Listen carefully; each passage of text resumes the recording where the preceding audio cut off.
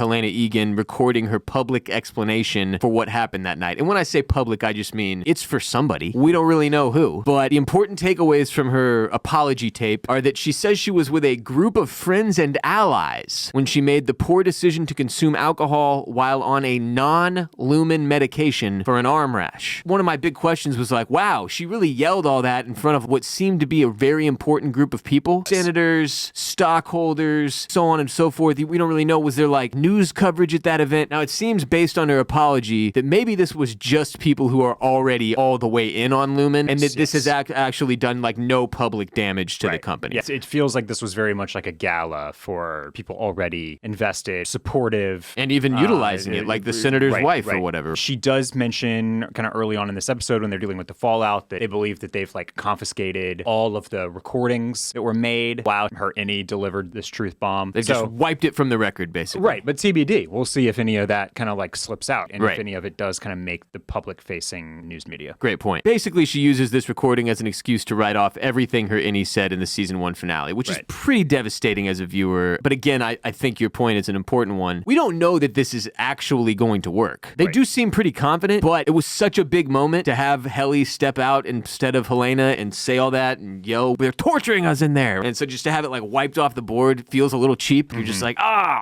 no.